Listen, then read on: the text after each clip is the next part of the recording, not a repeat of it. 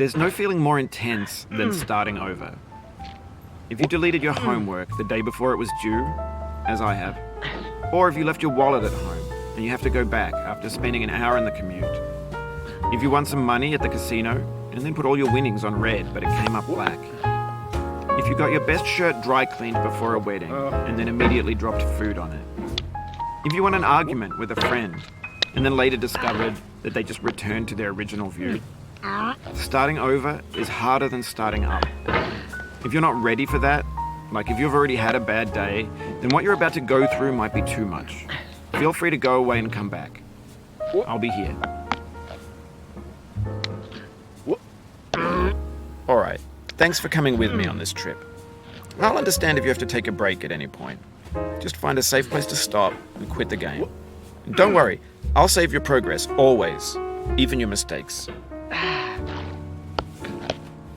This game is a homage to a free game that came out in 2002, titled Sexy Hiking.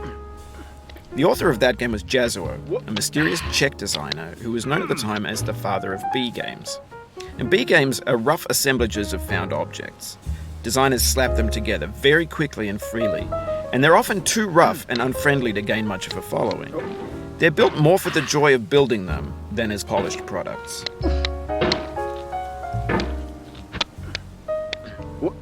In a certain way, Sexy Hiking is the perfect embodiment of a B game. It's built almost entirely out of found and recycled parts, and it's one of the most unusual and unfriendly games of its time. In it, your task is simply to drag yourself up a mountain with a hammer.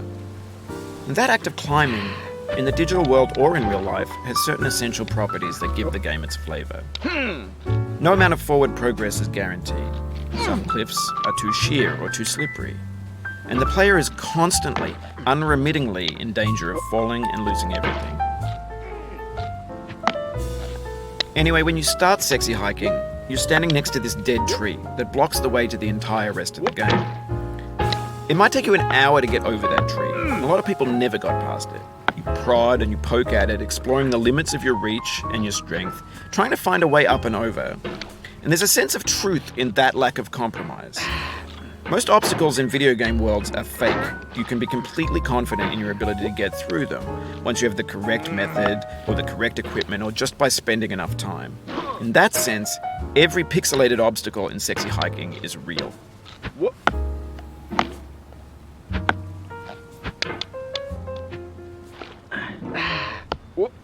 Oh, you just lost a lot of progress. That's a deep frustration, a real punch in the gut.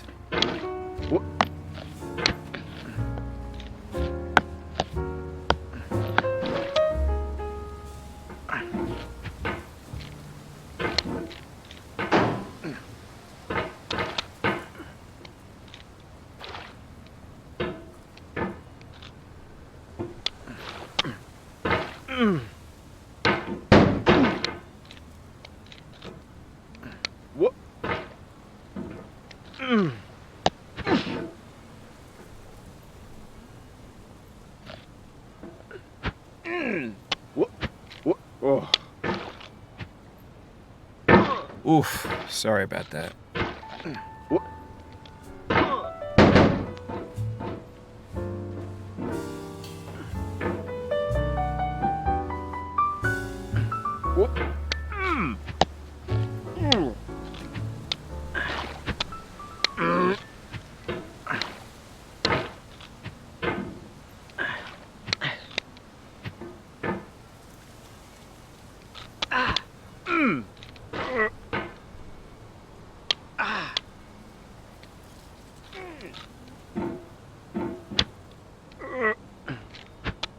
The obstacles in sexy hiking are unyielding, and that makes the game uniquely frustrating. But I'm not sure Jazuo intended to make a frustrating game. The frustration is just essential to the act of climbing, and it's authentic to the process of building a game about climbing.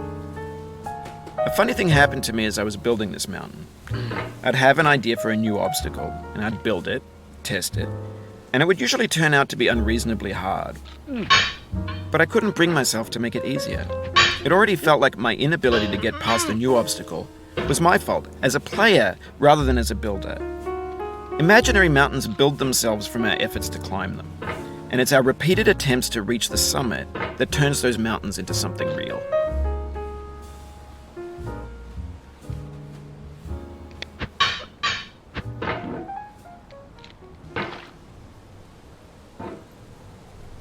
When you're building a video game world, you're building with ideas.